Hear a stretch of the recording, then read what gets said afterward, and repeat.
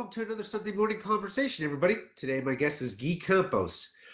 He's a pro triathlete who's of Italian and Brazilian descent, living out in Boulder, Colorado. He's easily one of the most versatile and talented triathletes I've ever met. So I hope you enjoy the show, and I think you'll like it. Hey, how are you? Good. How are you? You're Italian, huh? Yes, correct. I'm half Italian, half Brazilian. So Okay. yeah, my dad is Brazilian and my mom is from Italy. So I grew up in South America, lived a little bit in Italy too. So I'm kind of all over the shop. I heard Argentina is like full of Italians. Is that true? That's it's true. Yeah, both the south of Brazil, which is very close by the border with Argentina, they have this huge Italian community. So yes, the Spanish and Italian communities are big in Argentina. So It's weird because they drink Finette and cola, right? It's Finette and Coke, and it's like I heard it tastes like shit, but they love it. true. So how are you, man? Good. You know, yeah, things are going well. We're having a better weather in Boulder, although we have a hopefully our last storm coming this weekend. We are gonna have snow on Saturday. We have like 88 today, and we're gonna have like snow on Saturday. So this is Colorado weather changes really fast. But but it melts by afternoon, doesn't it? Yeah, correct. Yes. It's not like the East Coast. Like we get the snowstorm. In one day everything is gone. We actually need the moisture. So I was joking. I mean, we need we need moisture. We need rain. So it will be welcome here this weekend. So How do you like being out in Boulder, training in Boulder versus like being either in Brazil or in Italy to train? well, that's a good question. I came to Boulder now almost 9 years ago. I do believe by the time I came here, Boulder was at the apex or at the peak, this endurance mecca. Everybody wanted to be here. And I even think the triathlon industry was different by them. And even the race schedule was different by them. It's very different for now. So when I came 9 years ago here, I was already married with my wife. She's not an athlete. And I wanted to find a place where I could have the best training structure possible, and where she could build a life for herself as well. Training in Brazil was not an option. Brazil already struggles a lot with other sports that have a lot more visibility than triathlon. We don't have a big triathlon school. We do have good athletes, but the opportunities are very limited. I had a pretty bad hit and run crash when I was starting triathlons down in Brazil. And my dad gave me the option: either sell your bike and you never hop on a bike anymore, or you go live back in Italy and go do your thing. So staying in Brazil was not an option for several reasons. It was a good option because over the last 19 years, the situation just got worse. Then I went up to Europe, but I was already aiming on focusing on long course. And by then the scene was not it didn't have as much variety as it has now, I guess. The challenge circuit is huge now in Europe. You have a big scene of independent races with, okay prize money. And that's how the US used to be in the past too. So, I came to Boulder, I built a life here. My wife has a life here now. She's Brazilian. She has friends. She has a job that she likes. If it was only on me, I would go back to Europe. I was actually debating go back to Europe just because pretty much all my racing now, although I'm based in Boulder, is bless you. Thank you. Is up in Europe. So I focus on the French summer circuit and a couple other challenge family races. So there's not much I think left for me in the US as far as racing. Wildflower is gone, San Croix is gone, all the relay races are gone. I'm trying to specialize into hilly mountain courses. But I love being Boulder. The community here is amazing. The town is amazing, and again, like now I have a life in here, and it's just hard to start over again. Even if I'm European, it's home too, and I spend 3, 4, 5 months there every year. But because of other personal reasons, I decided to stay in Boulder. So you're actually kind of old, correct? At least from what I found, you're like 40. yes, 39. Okay. So how much longer do you plan on doing this? Well, that's a good question. Of course, when you are aging, like people always say, hey, like you're going to stop next year and stuff like that. But I don't see things this way. When I was 29 and moved to the US, people told me in Brazil I was old to start racing professionally. If you look at the way sports science, equipment, nutrition, everything is developing into professional sport these days, you see guys into their mid 40s already doing quite well. In triathlon specifically, you see guys winning Ironmans. So I don't see age as a problem. You see in other sports where people peak fresh off college, like football here in America, and you have guys, in their 40s still playing the NFL. Vince Carter played until he was 43, 44 in the NBA. So those are sports that require a different physiological setup compared to triathlon. So I would say for endurance sports, the age is just in your mind. If you think you're old, if you think you're not fast enough anymore, then, go and retire. But if you want to keep doing this, if it's feasible, if you can make meets end, and if you can make things work, why not? I would say, I never physically felt as good as I am now. I'm smarter, not doing the dumb things I did when I came here, overdoing things, getting injured all the time. So yeah, I would say I just want to keep doing just as much as I can. I'd say you're smart, dude. You speak like 4.5 languages. That's a Yes, lot. correct. I speak English and maybe a little bit of Spanish to get around, and that's about it. Correct. Yes, I think I was lucky. When I grew up in Brazil, I went to a private school where I was educated in Portuguese and English. So those two languages, of course, Portuguese was my native language in Brazil, but I did learn English since a very young age. I also learned Italian at home, and I also always had access to Spanish too, because we speak Portuguese in Brazil, but we are surrounded by the whole Latin America that speaks Spanish. I do think I also always had some sort of like skill to speak languages. So, and then again, learning all those from a younger age, it does help a lot. So, Does it, well, I already know the answer to this question. How helpful do you find this to when you go race in other countries, to where you don't have to do you speak English or find some common language when you can speak their language? You can just yeah, like English is universal language. That's undeniable. So if you speak good English, you can pretty much travel anywhere. In a normal world, I use it to race in Asia, at least once or twice a year. So, you go to China, you go to Japan. Of course, it's hard to get around with those languages, but just speaking English made my life easier. But I would say that speaking multiple languages helps me, not of course just with traveling, but also when doing business. I think one of the reasons, it's one of my assets for some kind of companies or for some kind of communities or teams or clubs I deal with, is that I can speak another language really well. So I would say being an international athlete, I travel a lot, raced a lot in different countries. Speaking lots of languages does help, of course. So do people that you coach speak a lot of different languages too, or are they all Americans? No, actually, I have, of course, being based in the US, I have a good group of athletes in the US. But naturally, Brazilians who come live in the US, they reach out to me, just as a familiar face. So of course those guys speak English being here, but I also coach guys up in Europe. I communicate with most of them in English, but when I need to, I can also communicate in Spanish and Italian.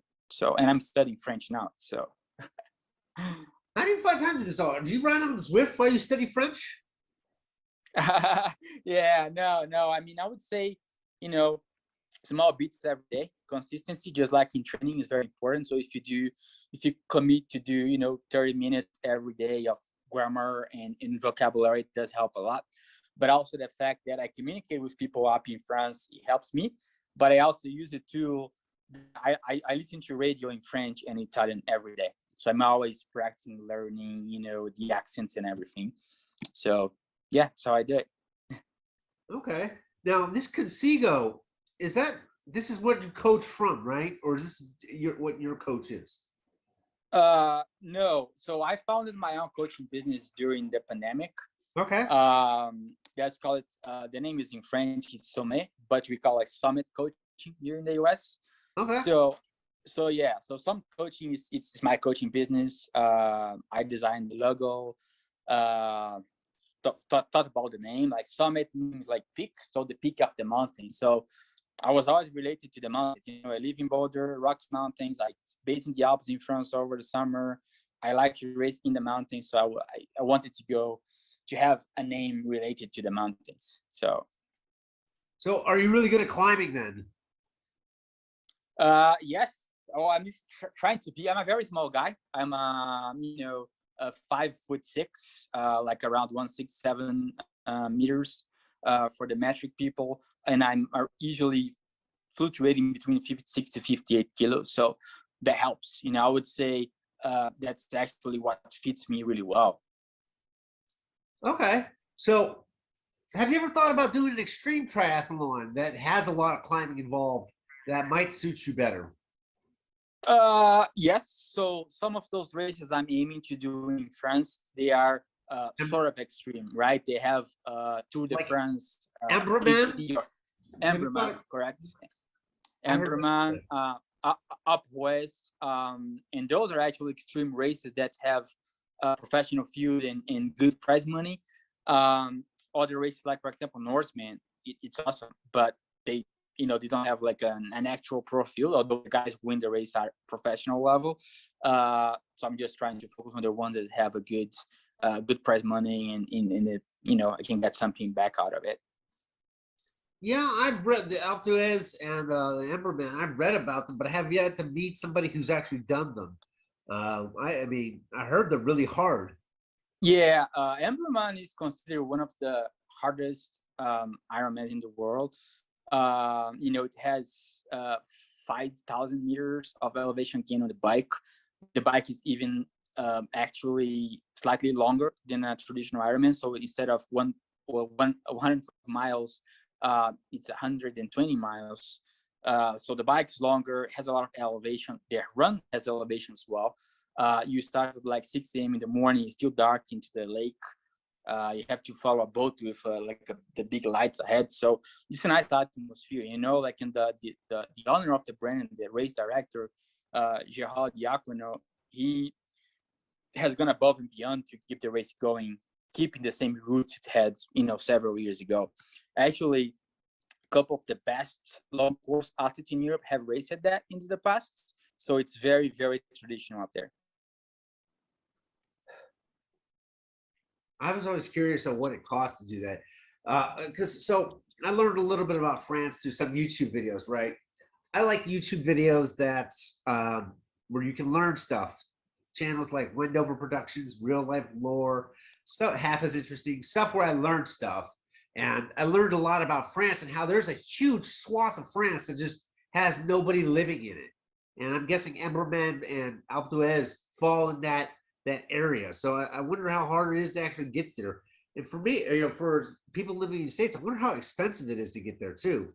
It's funny. It's funny, like some people and think it this way. I think because the US is so big, and just like for you to have an idea, just to get outside Colorado, I need to drive 5 hours, right?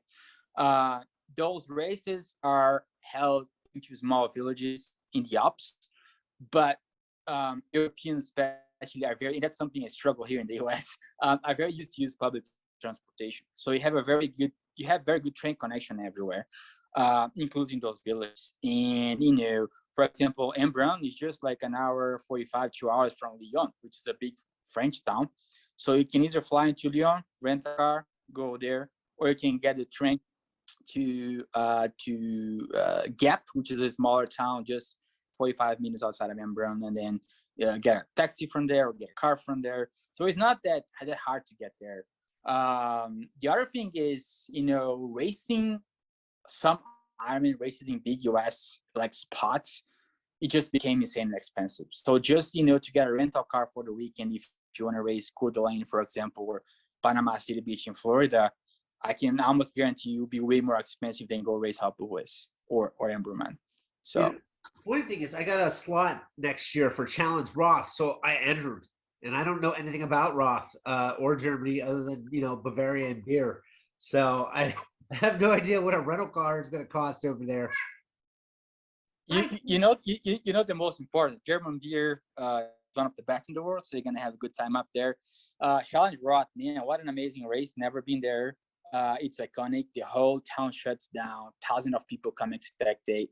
You're gonna have probably one of the best experiences to the triathlon like in your life. Roth is near Nuremberg, or Nuremberg, so they have an airport, so you can actually fly to Nuremberg from the US, probably Frankfurt, and then connect to Nuremberg, and then just do a quick drive from Nuremberg to Roth. So it's not that hard to race in Europe. I've got that question before, and it seems more isolated, but it's not. I mean, like, again, the public transportation is really good. Every major airport, you have a train station almost inside the airport, so you can connect several ways: car, train, plane to the airport. So that won't be an issue for sure. So I've never raced outside Eastern or Central time zone before. How do you prepare to go, like, if you go racing in Europe, how do you prepare to adjust to the 6-hour time difference?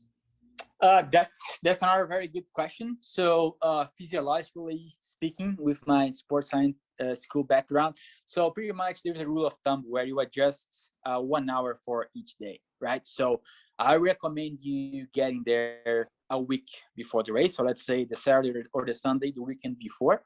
So we're gonna gradually, slowly be adapting an hour each day. That will also allow you to cover any small damage you have on the bike. Let's say they snap your derailleur, or they bend something on your bike. You have time to go to a bike shop and work on that. You have time to gradually adjust yourself to the local time zone. My main tip when people ask me about traveling, I do that a lot over the year. The day you get there, do not sleep at all in the afternoon if you get there in the morning. Usually most US flights leave the US into the evening and get there into the morning. So just fight yourself the whole day, stay awake. Then at 9 o'clock you go do like an early night, and then it will help you to at least adjust for the first night. I go to bed at 9 every day. So here's the thing, right? I don't know if you read about me, but I have a traumatic brain injury. So that means I have I did some researching. Yeah, so my sleep is really messed up. On a regular basis, I'll sleep for like a couple weeks, sleeping from like 9 to 9 to 10 a.m. So that's 12, 13 hours easily. But then there will be a phase that where it's like I'm up for 3 or 4 days straight. Those days are impossible to train on because I can function as like an employee if I wanted to on little sleep, but as an athlete, I just don't have the gas. So it's weird, but staying up all night is not really that hard for me because it just comes so naturally when I'm in those insomnia phases. Yeah. So I coach one athlete that also has trouble with his sleeping hours, right? So what we try to do is the day he can actually get a normal night of sleep, we try to bank hours. So if you're telling me, although you can predict those, let's say on race week, there are 3 days where you can sleep really well. So I would try, the days before that, just to get as much sleep as you can. If you can't sleep at night at all, then you're gonna have to rely on having power naps during the day. So just have small naps during the day. If those are more manageable for you, I don't know a lot on how you respond to that condition, but that's how I would address that if, for example, I was coaching you and advising you on what to do on race week regarding that matter. I would say just rely on the power naps to do wonders if you cannot sleep at night. And let's be honest, no matter who you are, 48 hours, especially the night before, and a big race, a big Ironman, nobody sleeps really well. So just try to bank as much hours as you can. That's good advice. I like that.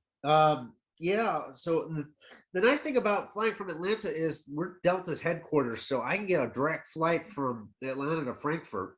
To most places, yes. That's actually a very nice hub to have. I struggle a little bit flying from there up to Europe. I have to rely mostly on the UK. We have a non-stop flight to London. We do have Frankfurt and Munich now, but I usually fly mostly through the UK. But yeah, Atlanta is one of the biggest airports in the world. You have lots of connections from there, so pretty good stuff to have. Yeah.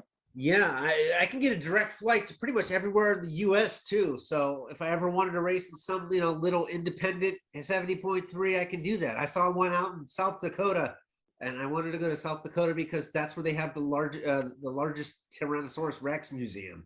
And I Oh love wow. dinosaurs. So Nice. Yeah. yeah. No, he's definitely, that's one of the, one of the choices most pros look around in these days too. Like when they base somewhere, they need to have like an airport with good flight options, so you are a lucky guy.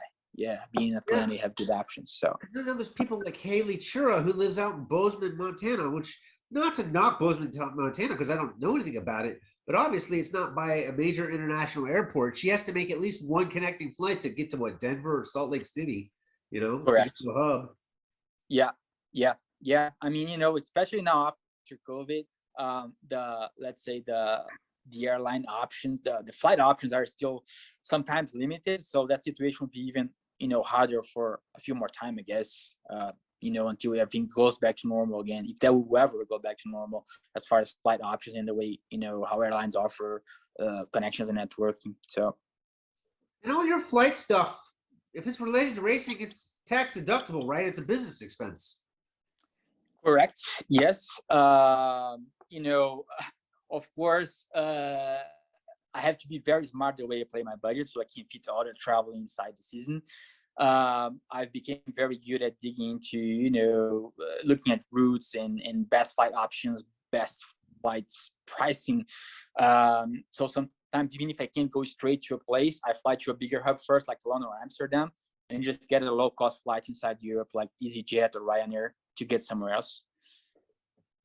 So one thing I learned how to do over the past 4 years or so is I'm good with credit cards. First of all, I've never had credit card debt, and I've never carried a balance. So I'm That's one of all. those people who's good with them. But when they offer those introductory offers, like Hilton has, I don't know, say like 80,000 points plus a free night if you spend $3,000 in the first 3 months, right? Okay, easy. I'll do that, right? So I did that with several different credit cards, and I've banked the rewards. Now, for me, I use it on my racing. For you, you could use it on actual vacations and stuff, that you bank up your Sky Miles and all that stuff. But I've racked up, like for the last season, 20, and obviously 2020 was a wash, 2019, and next year, because I'm going to do Oceanside with it, I've got all my travel and hotels, and my airlines and hotels paid for, that I don't have to shell out a dime because I work the system. No, yes, exactly. I also have a Delta Sky Miles credit card. I'm also an AA Advantage Gold status client. So I do use mileage a lot when I can, and I try to navigate the system a little bit. Maybe it's not as good as you, but I do, I do use credit cards and mileage to get me around as well. So. Yeah, I mean, like obviously for you, sometimes it's an expense that you can write off, but for me, I kind of have to work that system to really race as much as I want to. And you're smart. Yeah. Yeah, and I have enough Sky Miles to pay for both my flight, and my mom's gonna come with me to Ross, so we're easily covered for that. That's $3,000 worth of tickets. So Awesome. I think I'm in out. So what's on tap for you this year, man?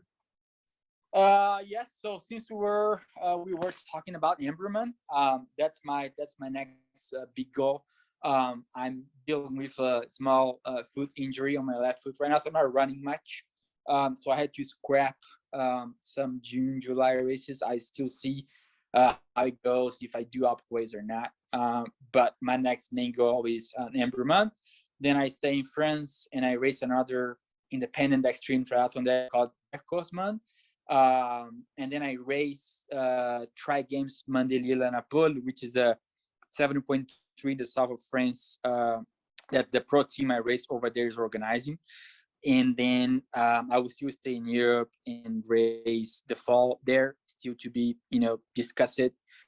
And then I probably finish my season with 7.3 Muscle Bay in South Africa, where I will try an early qualification to 7.2 Worlds in 23 in Finland. So Pretty busy second semester, lots of traveling. Hopefully all goes smooth. Although these days it's too hard to be traveling a lot all over the shop, but I'm looking forward to it. I'm excited. I would be excited too. You're traveling the globe. I mean, do you race well outside of like the US? I mean, like based on pure numbers and performance, are you just as good, abroad as you are in the States?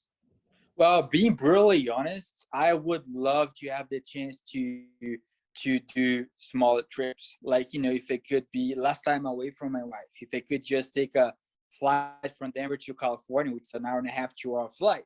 Do not need to worry about, okay, where I'm gonna base, how I'm gonna do coming down for now. But just putting things clear, like I'm just trying to give myself the best shot that I can, and to me that means going the hillier course as hilly as I can.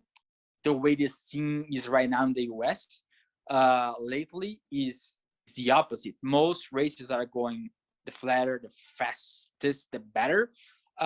So again, I mentioned those before when I started the interview. Like, I'd love to see Wildflower coming back to the race circuit, but or some Croix, or if St. George was a full Ironman every year, so I could race more inside the US, and living here would make my life easier. But answering your question finally, I do race well. I think I learned probably the hard way how to travel so much and still be able to perform. Of course, I need to be really careful not to get sick with planes, airports, how to deal with time zone changes, how to deal with places where I can't find the same food I'm used to finding in Boulder. But I learned how to navigate all those hurdles, and I do think I perform well outside the US as well.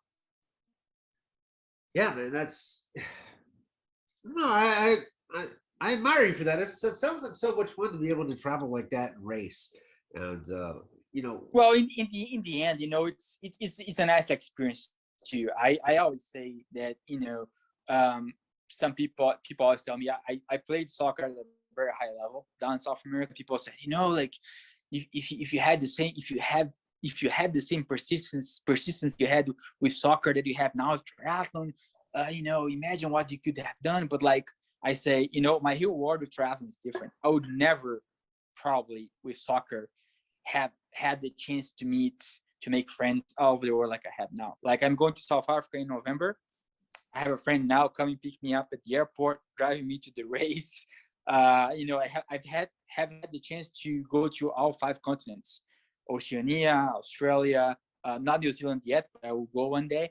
Japan, China, Korea, all over Europe, North America, South America. So I've been to lots of countries, and the traveling has its downside, which is it's more demanding. Sometimes it's hard to figure out how you're gonna race in Japan with 14 hours ahead of my time in Boulder, but the rewards also worth it. Besides the racing itself, is a very rich life experience. I would put it this way. Yeah, man, I will definitely say it is then. Well, hey, man, I'm gonna get you out of here on this question. What is one iconic race outside of like Emmerman and Alpe that you really want to do that you haven't been able to do yet? Challenge Almere. It's the Netherlands. It's one of the biggest challenge family races as well. It's one of the longest long course races running in Europe. So I would say Challenge Almere and Ironman Lanzarote. Both of those races I haven't done yet, but I would love to do those one day. So, I only know Almere in name, but I know Lanzarote is hard. It is. Besides all the climbing, it's very windy. It's a somewhat technical course, but it requires not just being a good climber. I mean, you have to get good power all over the 180K. So it's one of the hardest races into the circuit, I would say, for sure. Lanzarote, Nice, St. George. Yeah. Other than being the longest running race, what do you like about Almere that you want to do? I have a very nice personal relationship with the Netherlands. It's a country that I visit every year. I have lots of friends in there, so I know I would see lots of familiar faces out there on the course cheering for me. I just love the Netherlands.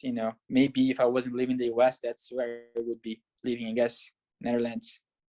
Sounds great, man. Hey, man. I also saw you were with Waterfall Bank. Are you?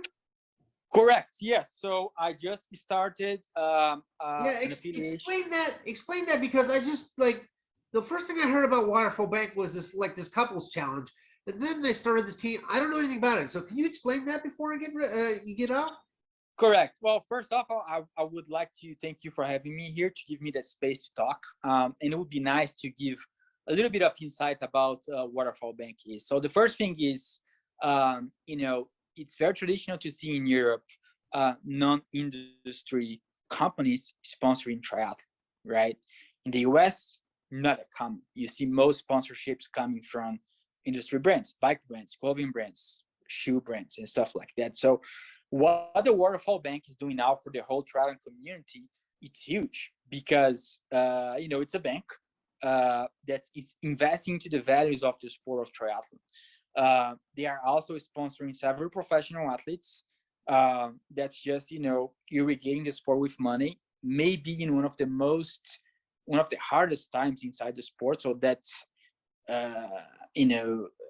product for itself, it's really cool. But much more than that, they are actually trying to build a community. So the affiliation I have with them now is Summit Coaching, which is my coaching business, is inside the Waterfall Racing, which is an overall triathlon community. So to join Waterfall Racing, you can have your own coach. You can come to one of our coaches, or you can just join the community, where you can have access to talk to professional athletes. You can have really nice quality gear with discount, and just be a member of a big community. Again, that's a value I always prime it inside triathlon. I do think for our sport to grow, the number one thing we need to grow is the community.